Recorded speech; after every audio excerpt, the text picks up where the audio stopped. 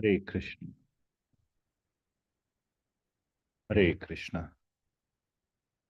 Everyone, welcome to the ISKCON Portland Sunday feast. I'm sorry, not the Sunday feast, the Sunday morning Srimad Bhagavatam class.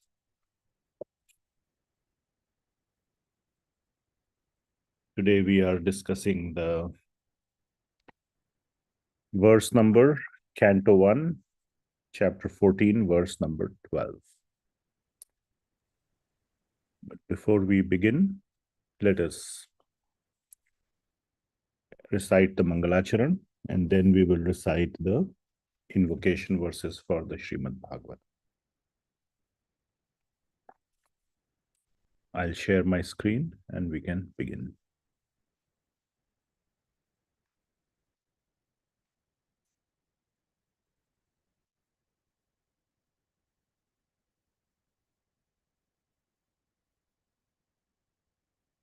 ॐ अज्ञानतिमिरान्धस्य ज्ञानाञ्जनशलाकया चक्षुरुन्मीलितं येन तस्मै श्रीगुरवे नमः।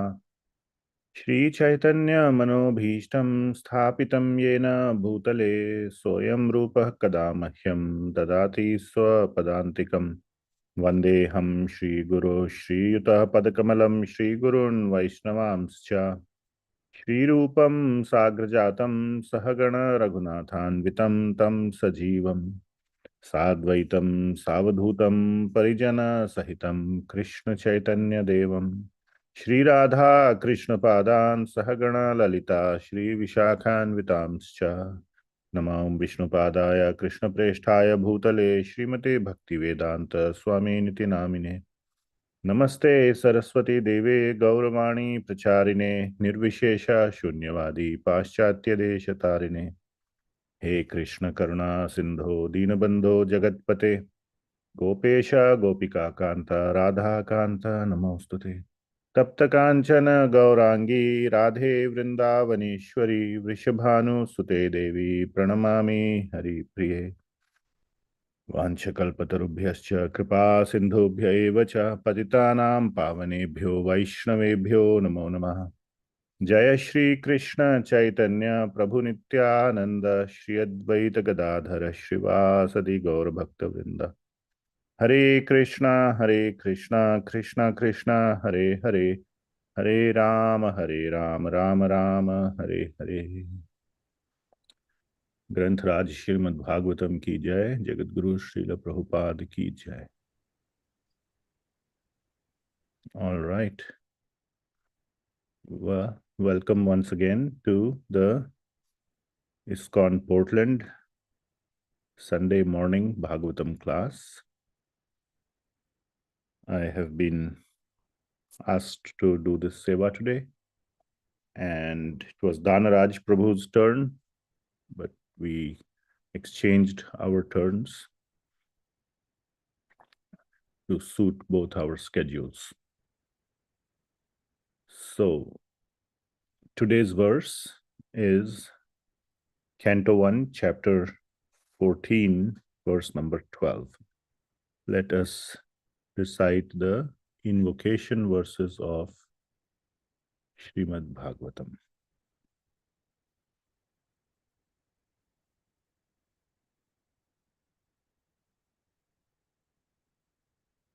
Before any Bhagavatam class, we offer our respectful gratitude and obeisances to Sri Yukadeva Goswami and Parikshit Maharaj, and Sri Suta Goswami and Shaunakadi Rishis. Om Namo Bhagavate Vasudevaya. Om Namo Bhagavate Vasudevaya. Om Namo Bhagavate Vasudevaya. Narayanam Namaskritya Naran Chaiva Narottamam Devim Saraswatim Vyasam Tato Jayamudirayet Nashtaprayeshu Abhadreshu Nityam Bhagavata Sevaya Bhagavati Uttama Shlokir Bhaktir Bhavati Naishtaki Krishnaya Vasudevaya Devaki Nandanaya Cha Nanda Gopakumaraya Govindaya Namo Namaha. Hare Krishna.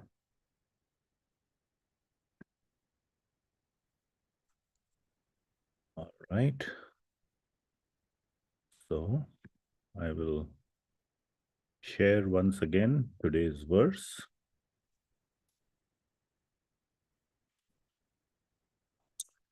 We have a new look to Veda base. It's okay.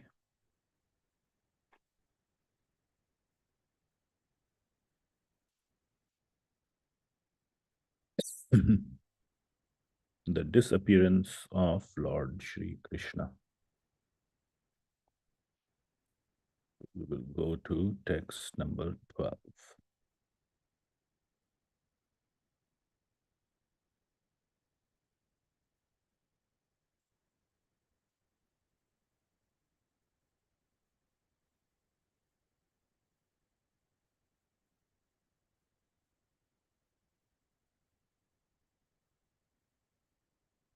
I will recite the verse, then I will request devotees to recite after some time, and then we can begin.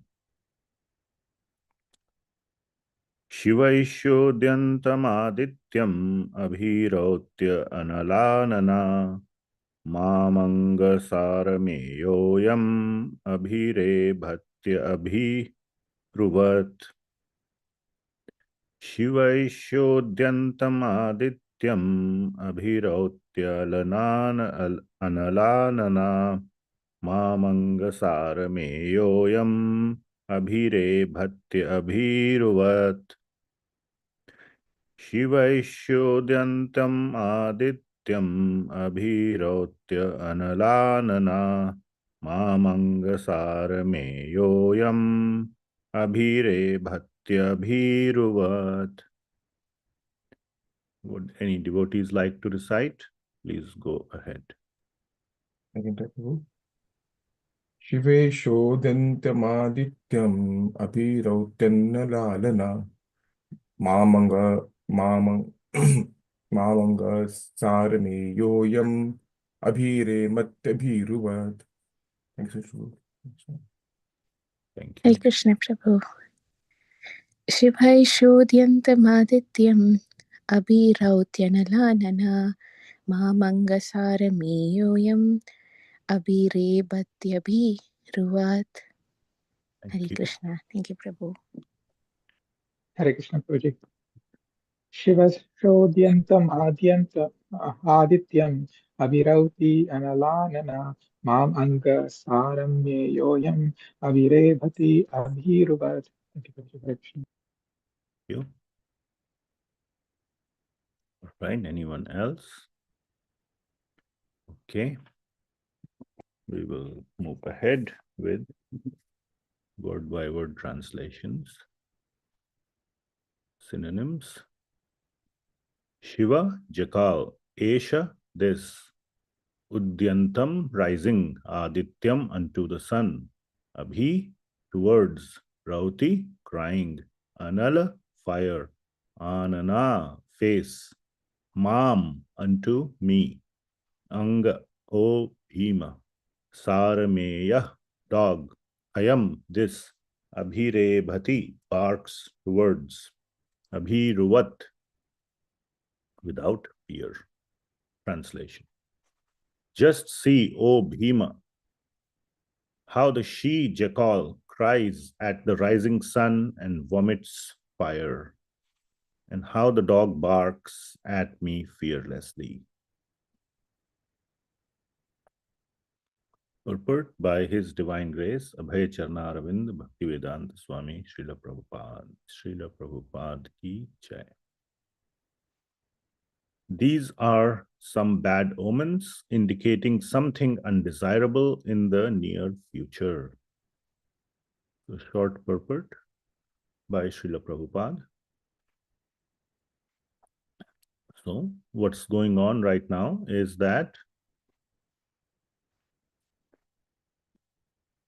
Lord Krishna is about to, or he has disappeared. So, we have lots of disappearance days these days. Today is the disappearance day of Sri Jayadev Goswami. Yesterday was the disappearance day of Sri Gopal Bhatt Goswami. And tomorrow will be the disappearance day as per our Vaishnava calendar, Gaudiya Vaishnava calendar. The disappearance day of Srila Lochan Das Thakur, who wrote one of the biographies of Sri Chaitanya Mahaprabhu known as Sri Chaitanya Mangalam. And he wrote many very nice songs as well. So it's kind of very auspicious occasion to talk about the disappearance of Lord Sri Krishna from Srimad Bhagavatam. So Lord Sri Krishna has disappeared, and Arjuna has gone. He used to keep going to Dwarka because he loves Lord Krishna so much and used to visit him often. But this time he has gone for a very long time and also no news. So, and that's because over there Arjuna has learned that Lord Krishna has disappeared, and he's so heartbroken, and he's not in a mood to communicate with anyone, and he's just completely devastated by the departure of Lord Sri Krishna. And his thoughts are, what are we going to do here in this world without him? There's no point. So let's all go. So in that mood, he is non-communicative, incommunicado. And over here, Bhima and Yudhishthir Maharaj and everybody else is getting very, very anxious and worried as to why there is no communication from Arjuna. And there is so much delay. Very long time. It seems he was traveling for months. So Yudhishthir Maharaj is getting very disturbed of all people. Now try to imagine Yudhishthir Maharaj. He is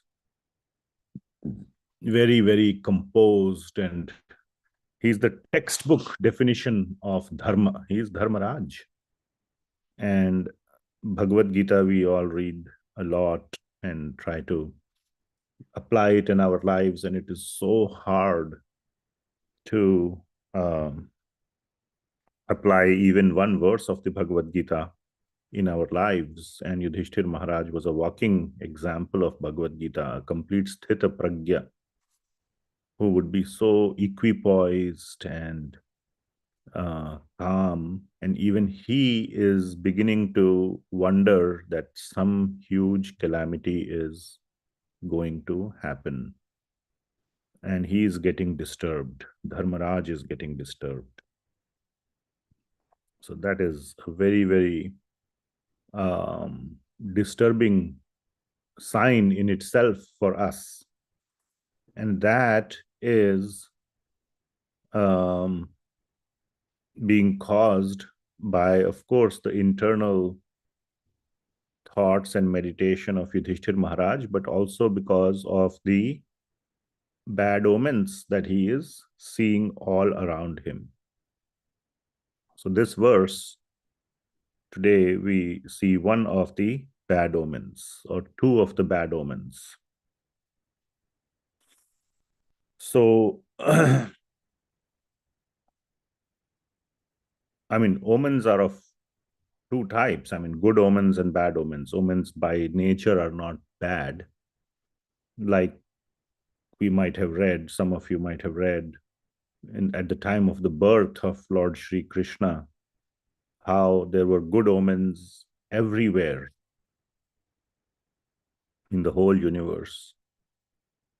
The forests were swelling with flowers, the rivers were swelling with water, the birds were chirping. There was just so much goodness all around. But there are many situations where there are bad omens. So I searched in Vedabase for bad omens. And for example, at the time of birth of Hiranyaksh and Hiranyakashipu to Diti, so many bad omens were occurring. And similarly, when Lord Krishna enters Mathura, Kamsa saw all these bad omens because it's his death time, which is approaching. He was so disturbed on seeing those omens. So there are bad omens and there are good omens. And this is the one of the situations of bad omens that Yudhishthir Maharaj sees. So omens are of three types. One is in one's own body, one sees various change of expressions, some signs. Another is in another living entity's body,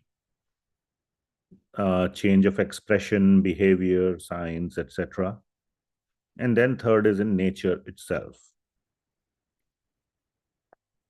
So in this case, it is Yudhishthir Maharaj observing these omens in another living entity's body, a jackal and a dog, a she jackal and a dog. So jackal was howling, or the translation says cries at the rising sun and vomits fire. So jackal howls and cries, but howling at the rising sun is what is the bad omen. And similarly, a dog barks, but a dog never barks at the master. So presumably this was Yudhishthir Maharaj's dog, and this is presumably the dog that accompanies them to the Himalayas. I don't know. Anyway, so it seems Yudhishthir Maharaj had some pets, but he was barking at the master. That is a big problem. So Yudhishthir Maharaj was seeing these bad omens and was getting very, very disturbed. So bad omens are, now somebody can say omens and all these are just superstitions, and it doesn't, we shouldn't pay attention. Why are we talking about all these omens in the modern day? These scriptures are outdated. So omens are just signs from nature to caution us, to warn us about some bad omens. I'm talking about some impending dangerous situations.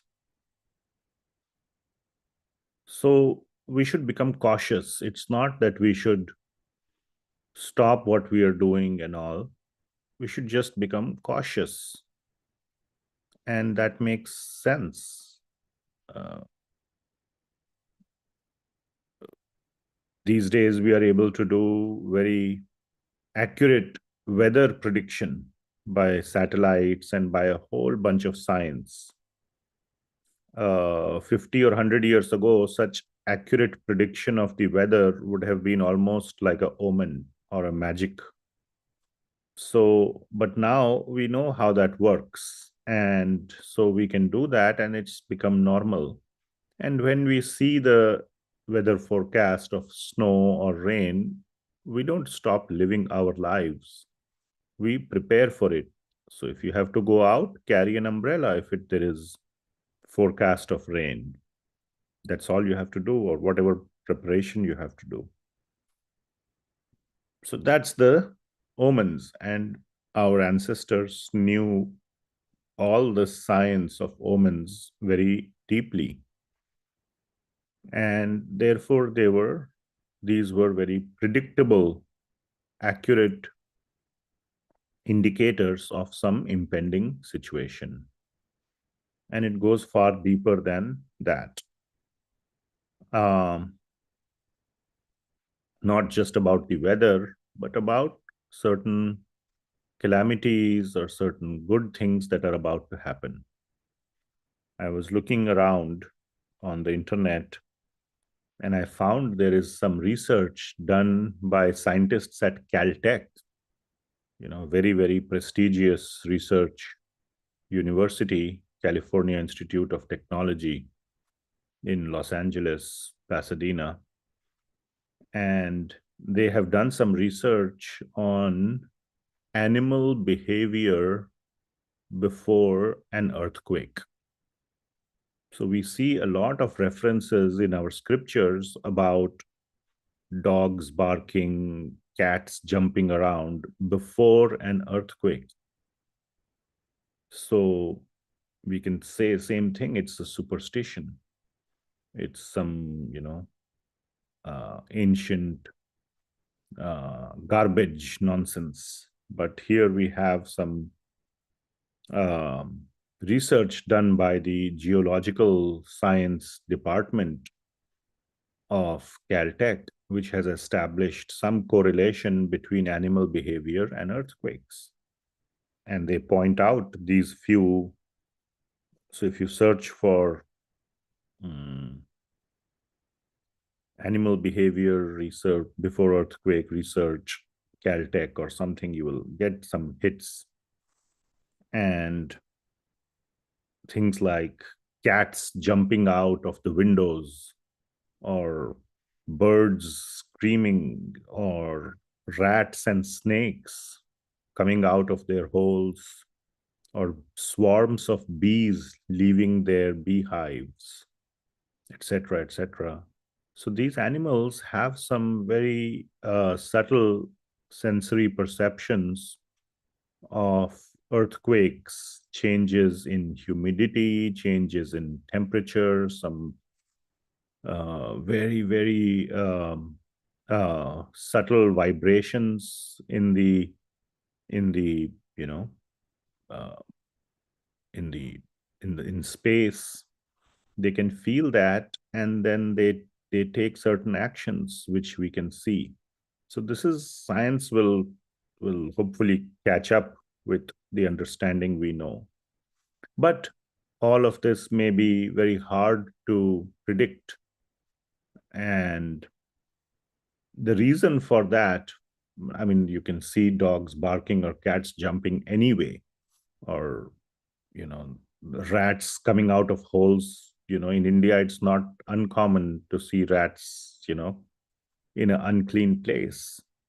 So the problem is, in Kali Yuga, everything is a bad omen. We are unclean, the places are unclean, there are rats and snakes all around, and we disturb nature so much that bees and all are anyway, and birds are screaming. We live in such a disturbed state that these signs are always present. As we say, then it's very, very difficult to separate the signal from the noise. And then when that happens, when there is too much noise, it's hard to pick out the signal. It's almost as good as the signal is never there. And therefore, because of our disturbance of nature in Kali Yuga so much, we have lost access to these things. So, Lord Krishna's departure at this time is the precise reason why Kali Yuga began. Kali Yuga begins right at the point when Lord Krishna departs. So, but it's not that, as we all know, that Krishna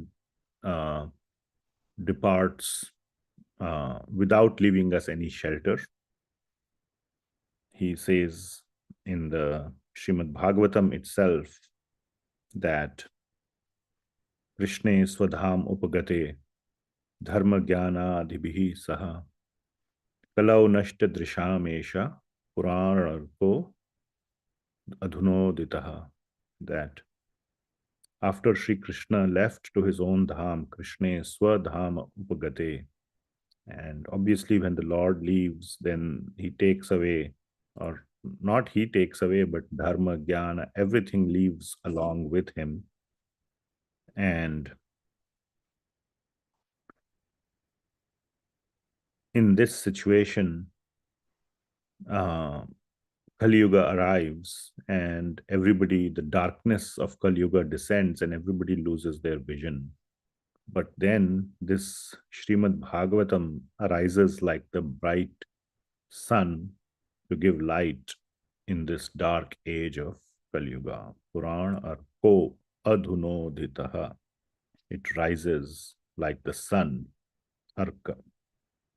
And this Bhagavatam is non-different from the Lord. Idam Bhagavatam nama Puranam Brahma Samhitam. Uttama Shloka Charitam Chakara Bhagavan Rishi. Nishreyasa Shreyasaya Lokasya Dhanyam Swasti Ayanam Mahat. So this Bhagavat Puran is non-different from Lord Krishna himself and has come in this Kali Yuga to give us light in this age of darkness. So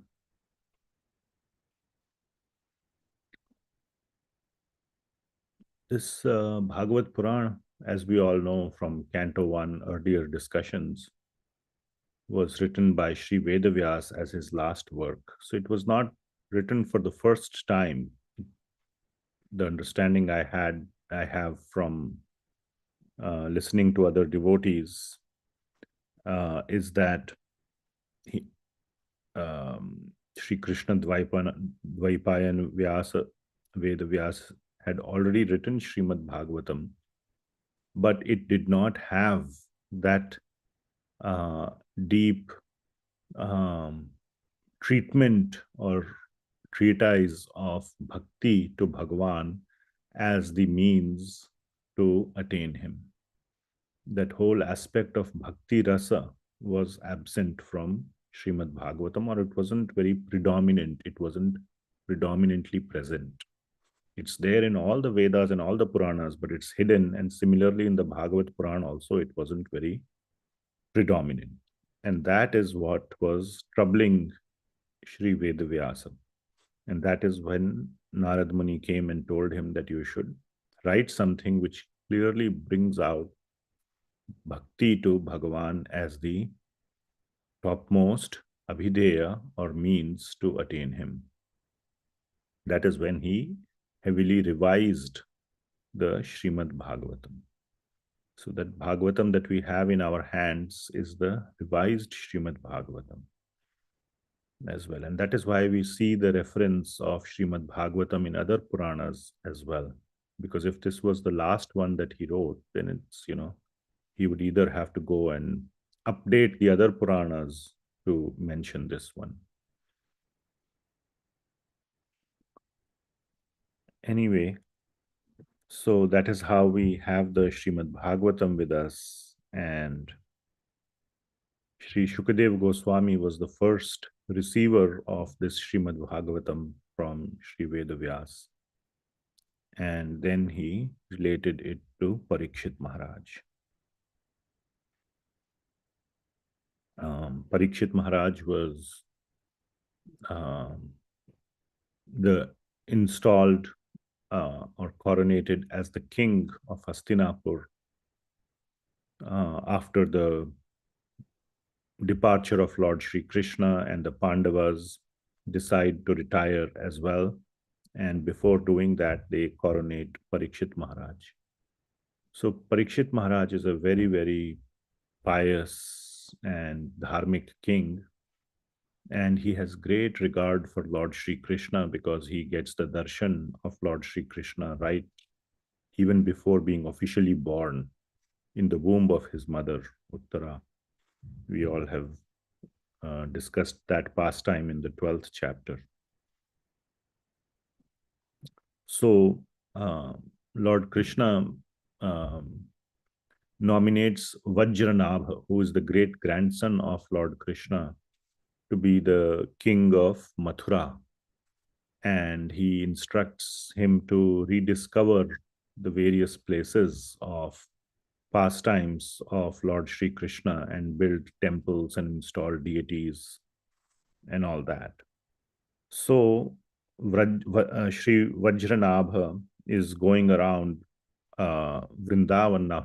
Everybody is unhappy because of the departure of Lord Sri Krishna. So Vajranabha is going around Vrindavan trying to rediscover the places of the pastimes of the deities or installing the deities of Lord Sri Krishna. There is some echo I'm hearing.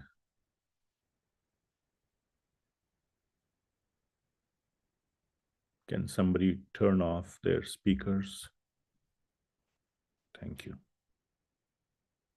So, still hearing some echo. Okay, it's gone. So, as he's going around this is just an interesting pastime I heard in Vrindavan. Everything is looking very sad, and the echo is back. 1 second, maybe it's my end. Hold on.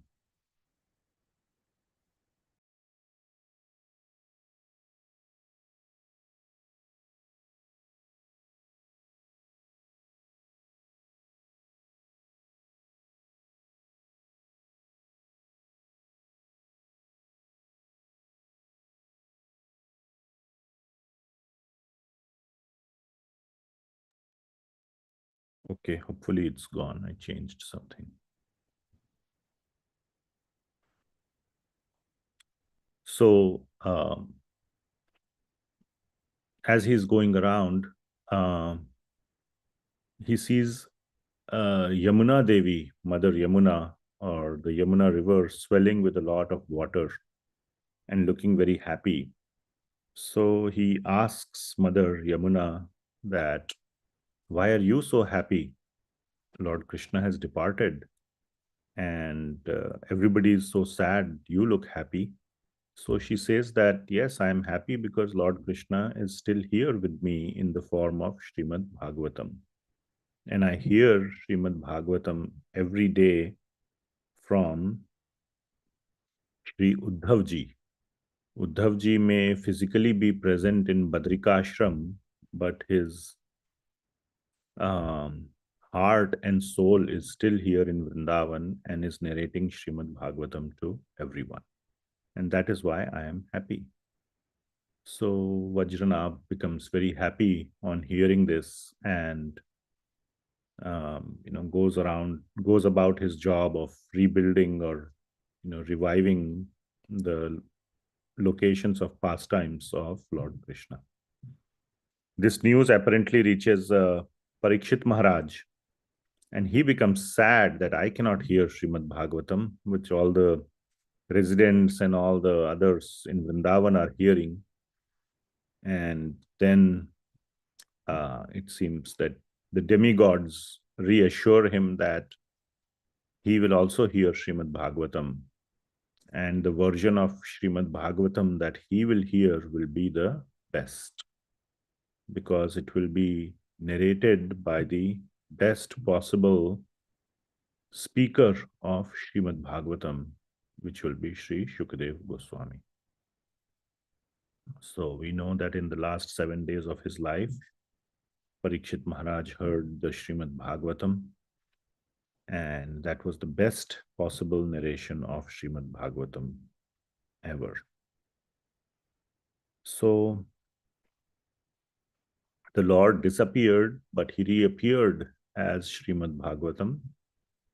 And then again he reappeared as Sri Chaitanya Mahaprabhu to allow us or to enable us to understand the Srimad Bhagavatam in the way in which it was meant to be understood, to relish the Srimad Bhagavatam. And so many of his disciples and others in the disciplic chain from Chaitanya Mahaprabhu wrote such wonderful commentaries on Srimad Bhagavatam like Sri Sanatan Goswami, Sri Jiva Goswami, Sri Vishwanath Chakravarti Thakur, and so on, all the way up to the modern age of Srila Prabhupada. So we are able to relish that Srimad Bhagavatam till today. So that's about the disappearance of Lord Sri Krishna. Any comments or questions?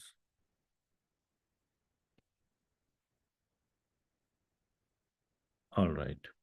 So also today is like we said, this is a nice, auspicious, very auspicious set of days. Today is the Magh Panchami in the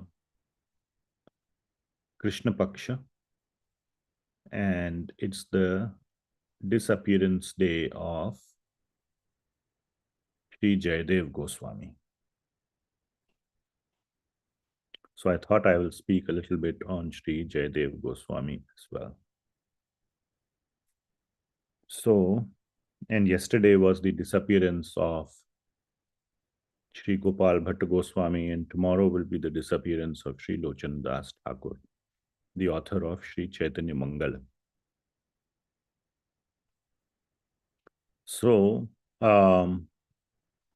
Sri Jayadev Goswami is famous for composing these songs known as Geet Govind. And these are considered some of the most highest, sort of deepest, highest expressions of love, of songs that represent the love between the divine couple, Sri Radha and Krishna. So, and of course, the Narsingharti that we sing, Keshavadhita Narahari Rupa, Jaya Jagadisha Hare. So that was also composed by Sri Jayadev Goswami for all the Dashavatars. That is known as the Dashavatara Stotram. So, of course, there was the Gaudiya Sampradaya was not officially present when Jayadev Goswami was there because Chaitanya Mahaprabhu had not appeared.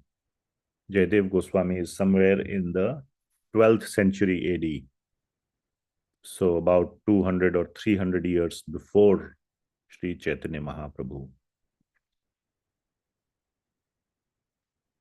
So his grandfather used to live in some area in Punjab, modern day Punjab, and his name was Sri Haradev. He was a very, very saintly Vaishnava residing in that area. And then his son was Sri Bhojadev. So one time Sri Bhojadev went along with his wife to Jagannath Puri to visit the Lord's temple. And as he was taking darshan of the Lord, he fainted and fell down and became unconscious. So the local king of Jagannath Puri at the time, he knew that he's a great Vaishnava, Sri Bhojadev.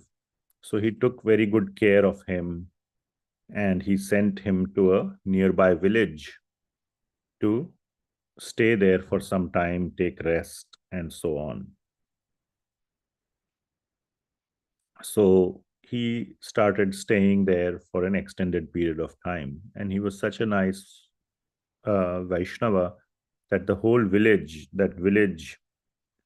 was called Kindu Bilva.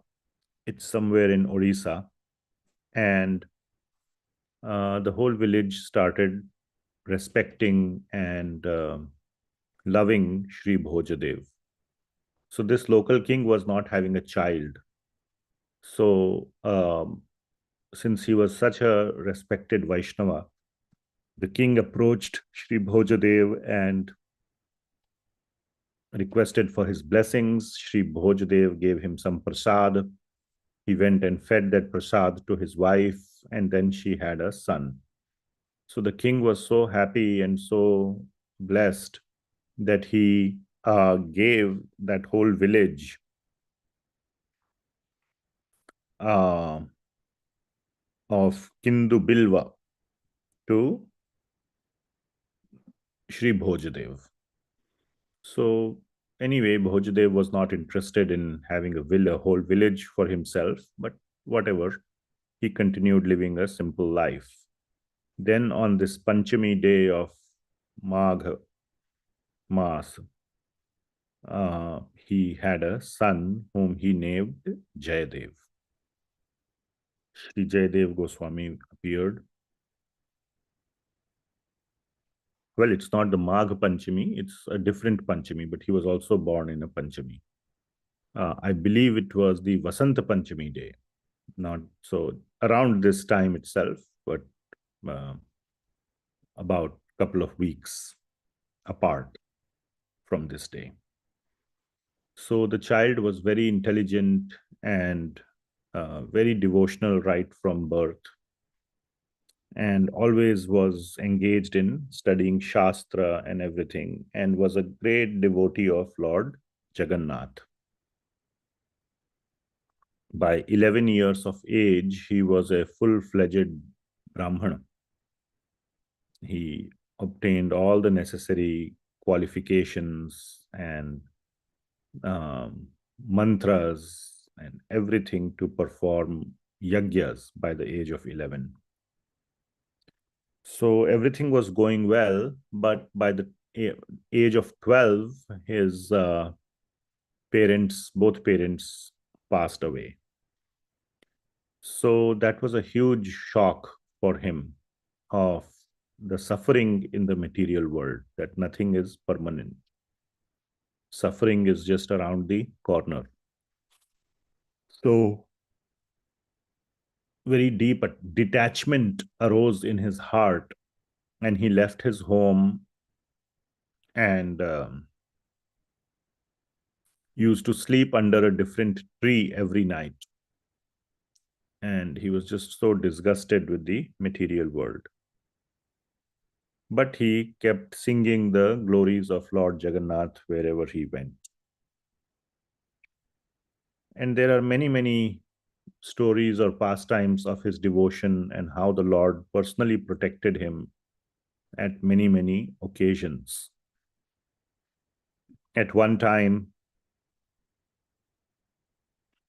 one Brahmana tried to cheat Sri Jayadev Goswami because Jayadev Goswami was the heir and he owned that village, Kindu Bilva.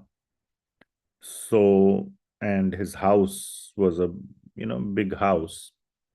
So this Brahmana came to Jayadev Goswami, seeing that he's such a simpleton, and said, "Oh, your father had taken a loan from me of 100 gold coins.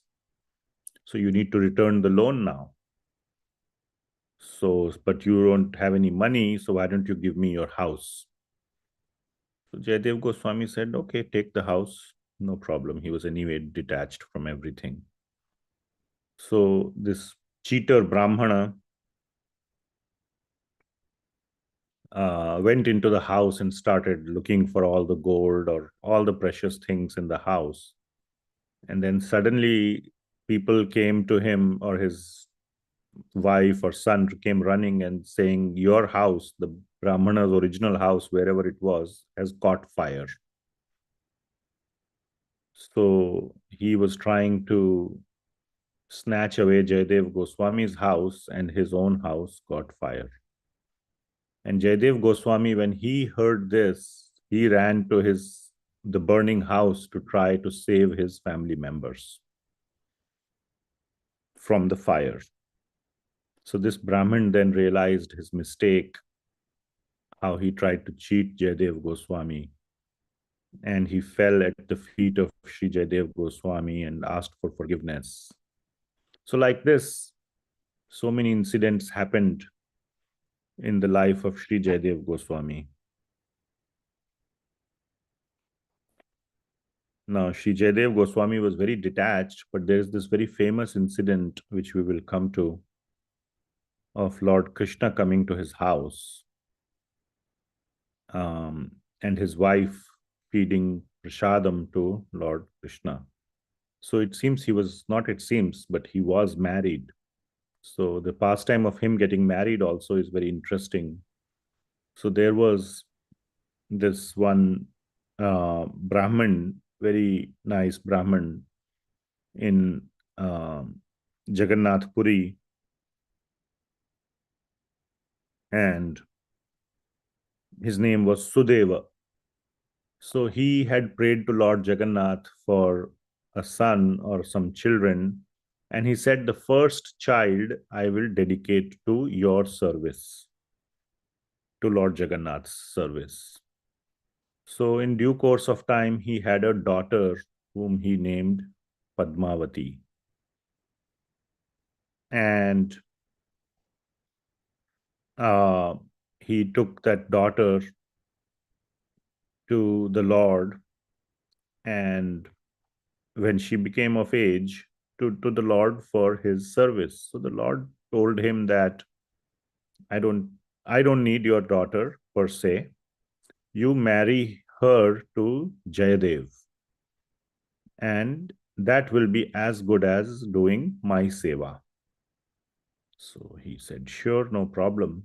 So he took his daughter to Jayadev Goswami and said, the Lord has said, you have to marry my daughter. Here's my daughter. And Jayadev Goswami was like, what? I'm not interested in marrying anyone. And he wanted to run away from there. So he was very disturbed by this proposition.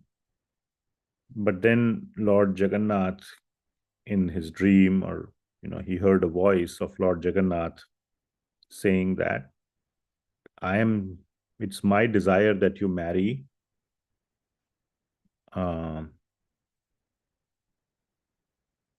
Padmavati. She's as chaste and as pure, as qualified as the Ganges, as the Ganga river. There is no fault in her, and she will not be a hindrance to you in your devotional life. On the contrary, she will support it. You both together serve me. So he married her and went back to the village and started living in that house. And there he started the worship of Sri Radha Madhava. And that is where he started getting so many inspirations in his heart of the pastimes of the divine couple. And he started writing down these pastimes in very sweet, versified form, etc. And this became the Geet Govinda. So this Geet Govinda is sung every day in Jagannath Puri to the Lord. That's my understanding. And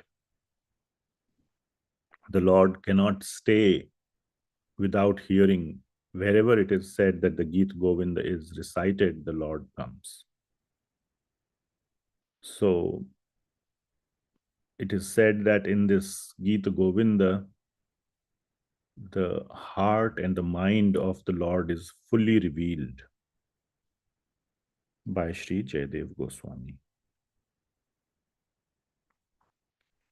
So there is this very nice incident one time that one time Sri Jayadev Goswami wanted to write about the man, or the presumed anger of Srimati Radharani towards Sri Krishna. And to please her, Lord Krishna was trying many ways to pacify Srimati Radharani, but she wasn't getting pacified. And then he requests Srimati Radharani to put her feet on his head. And when this is how Sri Jayadev Goswami was thinking And then suddenly he kind of snapped out of his meditation and his thoughts and said, no, no, that doesn't seem right. That wouldn't be the right way of, thinking, that how can Lord Krishna put, or how can he request, and how would Radharani ever agree to put her feet on his head? So he dismissed that thought and did not write it down. And he was kind of a little unsettled and told his wife, I will go take a bath and come and then have prasadam. So he wanted to give some time to think more. In the meantime, when he went for prasadam, Lord Krishna, who completely approved of this thought, he came as Jayadeva Goswami back home, and his wife said, oh, you came back very early from the bath.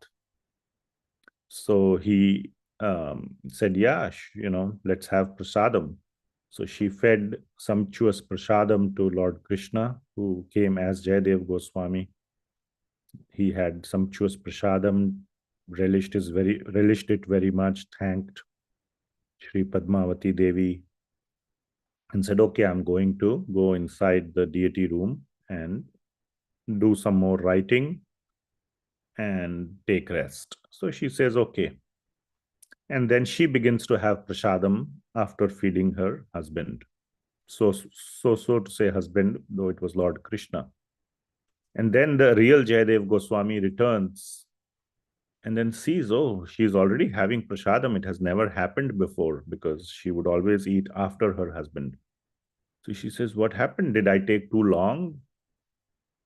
Or, how are you eating prasadam before, that you don't do that? So she said, what are you talking about? When did you go out? You already had prasadam.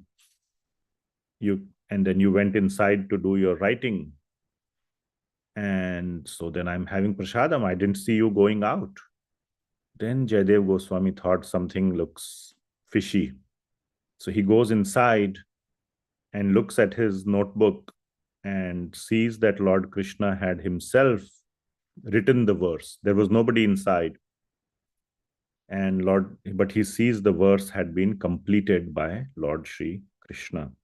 The verse it is written is, the first two lines are, Smarar Garala Khandanam Mama Shirasi Mandanam Dehi Pada Pallavam Udaram. So these words, Mama Shirasi Mandanam Dehi Pada Pallavam, that on my head, Dehi, please give or please put Pada Pallavam, your soft, fresh feet on my head. So those had been written by Lord. He knew he didn't write it. So Lord Krishna wrote. So he came out and profusely congratulated his wife that you got darshan of Lord Sri Krishna. You fed him prasadam with your own hands. And you are so fortunate. So all this happened. And they were both very happy and very and like this, so many incidents happened in the life of Jayadev Goswami. One time, so these songs, the Geets, there are so many songs in the Gita Govinda. This particular verse is in song number 19, verse number 8. Imam Shirasi Mandanam. And so many incidents happened. So these songs became very popular. People used to sing. So one time it seems that one girl was singing these songs while picking flowers in the flower garden. Now, these flower gardens probably were roses or whatever. There were some thorny plants or bushes with flowers. So Lord Krishna was following this girl, hearing the songs. And Lord Krishna, it seems that day, Lord Jagannath had been dressed with a very fine silk, like a very thin and very expensive silk dress, very fine. But as he was navigating himself through this garden, because of the thorns and all, the dress got torn. And then when there was Aarti time, the Lord went back to the altar and sat there. And when they opened the door and the king came to attend the Aarti, he saw the dress was all torn. He became very angry at the pujari. What are you doing? You're not taking care of Lord Jagannath properly. What's this torn dress? So the pujari was also very amazed. What happened? I put such a perfect and a very nicely pressed, and there was no holes or nothing. It was a perfect dress. So the Lord appeared in the dream of the king and told him that, no, this is what happened. So from that time on, the king said, no, every day the Geet Govind should be sung. Here itself, we don't want to trouble the Lord running out and doing all this circus to have to hear the Geet Govind. So like this, the Geet, so many other episodes happened. We are out of time. But it is always said that whenever somebody sings Geet Govind anywhere in the world, they should also put an empty seat next to them, because Lord Krishna will definitely come and sit and hear the Geet Govind. So like this, the husband and wife, Sri Jayadev Goswami and Sri Padmavati Devi, spent the rest of their life. And in their old age, they finally entered their pastimes in Goloka. There are many, many incidents. Anyway, we don't have time, so we will end it here. Shri Jayadev Goswami Prabhupada Ki Jai. All right. Well, are there any comments, questions, corrections we can discuss? Otherwise, we can end. Hi Krishna Prabhu. Thank you so much for the very wonderful class. I wish you could just keep going on and on, but yeah, I understand. It was really nice to hear about Jayadeva Goswami's pastimes as well. Thank you so much for sharing that, Prabhu. Really enjoyed it. Hare Krishna. Thank you. Okay. Thanks, Prabhu. Thank you so much, Prabhu. As you know, echoing what Anita mentioned, it's a very beautiful class, Prabhu. Very nicely, we described about the omens, and also about Srimad Bhagavatam. But I would say the icing on the cake was the description of Jayadeva Goswami's appearance. I think Prabhu in Krishna Kathamrita Bindu, they released an article, if I'm not wrong, about Jayadeva Goswami last Ekadashi.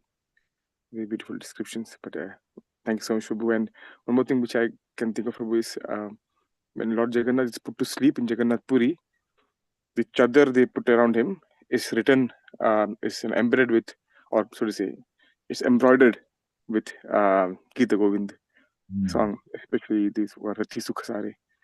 And that's how he's put to sleep. That's what I remember, Prabhu. But yeah, thank you so much, Prabhu. Thank you. Okay, so we can close this Zoom, Narottam Vilas Prabhu. Prabhu, are there any devotees who would like to comment or no? Yeah. I'm not Paul. Once, twice. Okay. Thank you, Prabhu. Hare Krishna. Srila Prabhupada Ki Jai. Yeah.